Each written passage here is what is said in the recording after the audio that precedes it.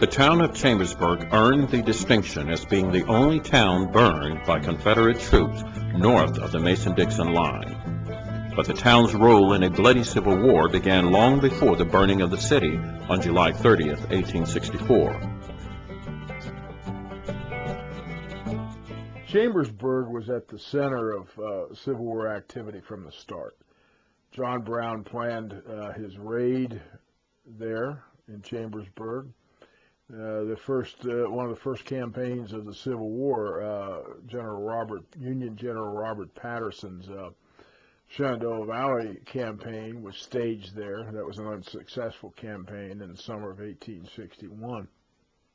In 1862, Chambersburg was involved to some degree indirectly with the Maryland campaign, which culminated in the Battle of Antietam on September 17, 1862.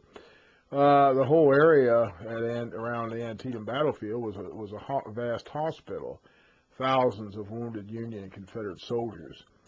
At least 400 soldiers were put on the Cumberland Valley Railroad out of Hagerstown and taken to Chambersburg and cared for in various hospitals, like at churches such as Corpus Christi. In October of that year, the first Chambersburg raid occurred. That was led by Confederate General Jeb Stuart. A lot of people get that confused with the burning of Chambersburg. It is not.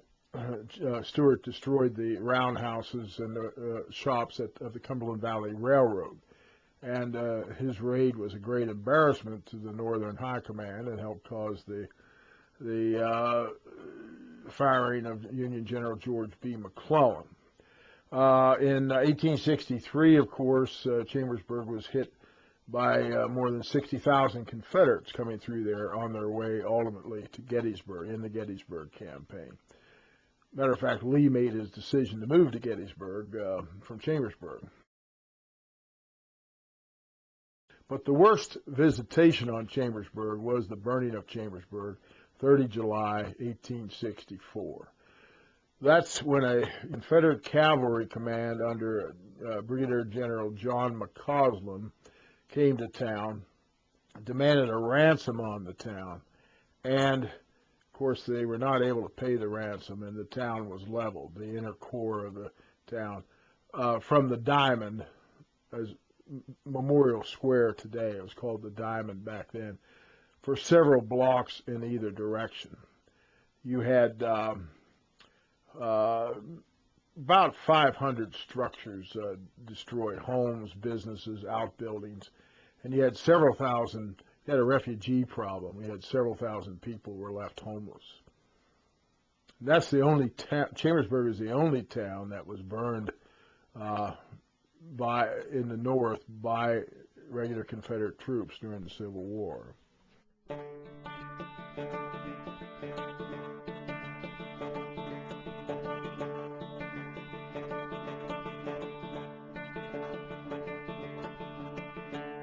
There were several Confederate casualties.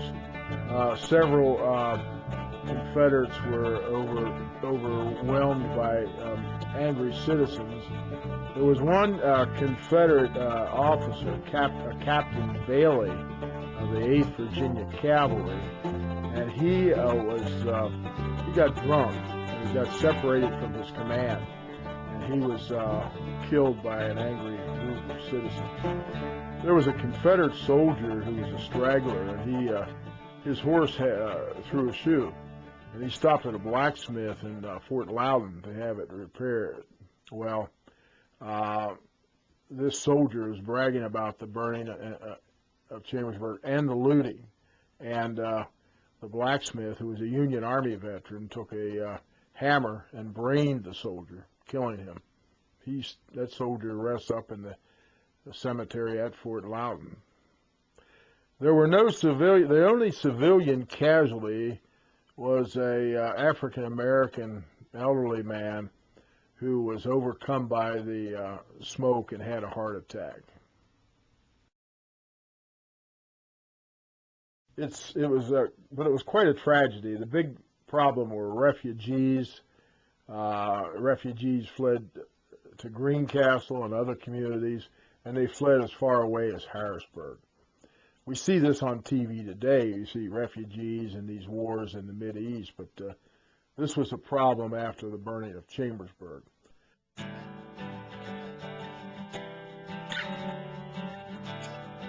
Union Sergeant Will Kokersmerger was caught in Chambersburg on July 30th, 1864, when Confederates found his uniform in a hotel trunk. He was taken prisoner and confined in a burning house, but he escaped through a window and fled for Shippensburg and later Harrisburg. Rachel Cormany and her daughter Cora boarded with the family in South Chambersburg, while her husband Samuel fought with the 16th Pennsylvania Cavalry.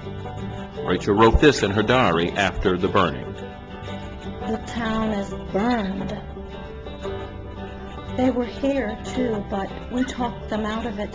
We told them we were widows, and that saved us here. Oh, we live in constant dread. I feel as if I could not stay in the country longer. The historical significance of the burning of Chambersburg was that it had an impact on the war in this region, in that it caused the Union High Command to bring in better cavalry units along the border here to make sure this never happened again. So it did have an impact on what we would call the operational or strategic situation in Maryland and Pennsylvania and the lower Shenandoah Valley. A few artifacts from the burning of Chambersburg still remain and can be found in the old jail and the Heritage Center. Though many buildings were destroyed, a few that survived the burning still stand today. In Memorial Square, a Union soldier stands guard. It is said he is facing the south to protect the town from another invasion.